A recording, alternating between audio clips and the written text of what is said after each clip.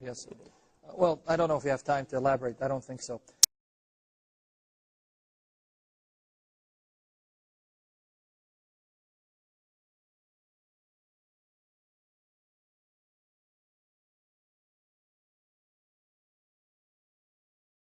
But we can actually show that Islam is actually polytheistic in its core, because again, remember what the brother said earlier. One of the things that a person must do in order to become a Muslim is to recite the testimony of faith, the shahadatain, where you say there is no God but Allah and Muhammad is His messenger.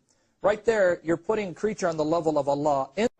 What you just said is one of the most insanely idiotic things I have ever heard.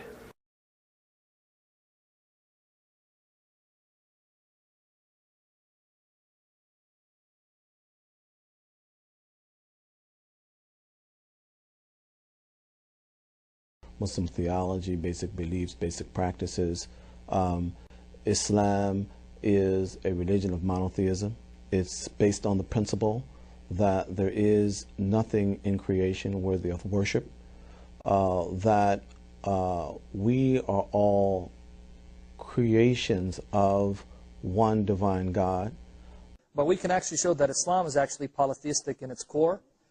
Islam is a religion of monotheism. Because again, remember what the brother said earlier. One of the things that a person must do in order to become a Muslim is to recite the testimony of faith, the shahadatain, where you say there is no God but Allah and Muhammad is His messenger. Right there, you're putting a creature on the level of Allah.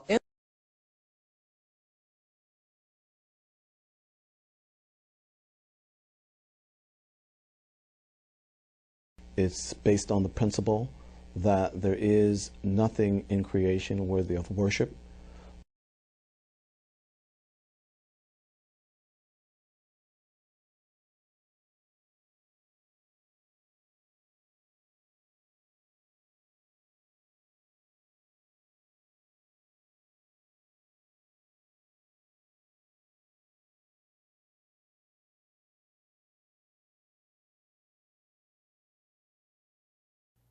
Now, I've said more than once, and I'll back it up, Islam is closer to biblical Christianity than Mormonism ever could be. Ever could be. For the simple reason, and I'll be dialoguing with Allred about this up in Salt Lake City, but the most fundamental element of a religious belief is whether you are a monotheist who believes there is one true and eternal God who's the creator of all things, or whether you don't believe that. I mean, that really is the most, I guess the only more fundamental dividing line is between whether you're a theist or an atheist. And on that level, Mormonism is the most polytheistic religion that I know. In fact, I say something that I've never heard anyone else say. I have never heard anyone else say what I have been saying for a couple years now during my seminars. And that is that given that what you believe about God is the most fundamental and definitional aspect of a religious faith, that is, if you believe that there is one creator God, or you're a pagan and you believe in many gods, and whether you are a true monotheist who believes God is eternally God and is the creator of all things, or whether you deny that, is the most fundamental aspect of religious belief. I cannot imagine anything more foundational than that very question.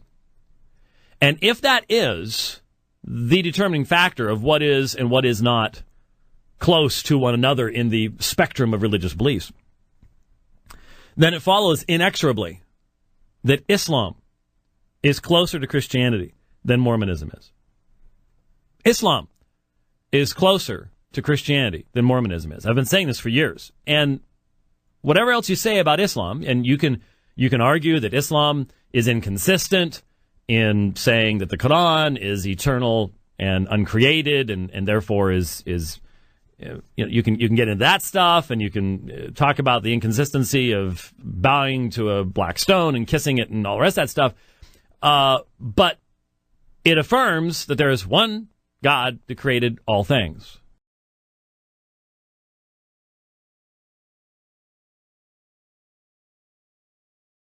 But then I want to ask you, how do we know when you say that Echad is a complex one, how do you know to stop at 3?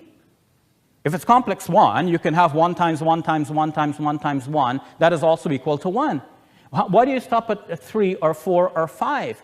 If God is able to come down into this universe, which is great, I don't think that people are questioning the ability of God here. We're just saying that this seems to be a logical impossibility. Because if you talk about the perfect God becoming an imperfect man and still being God at the same time, then he's perfect and imperfect at the same time. That seems to be a logical impossibility. But the greater problem is, how do you know that you stop at 3? There's no verse of the Bible which says that there are only 3. There used to be a verse, 1 John chapter 5, verse 7, but the wording of that verse no longer says that there are 3 who bear record in heaven and these 3 are one. Now in the end, in the Bibles that you're reading today, what gives anyone the firm conclusion that there are only 3 divine persons? You can say only 3 have revealed themselves to us so far.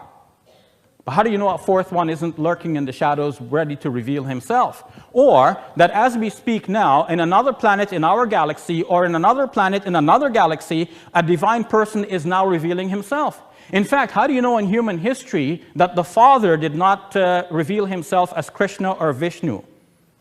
Or one of the avatars of Hinduism? Or some other god or heroic person of old? Or will reveal himself in the future? Or another divine person? So by saying that Echad is complex and you can open it up, you're actually opening up a can of gods.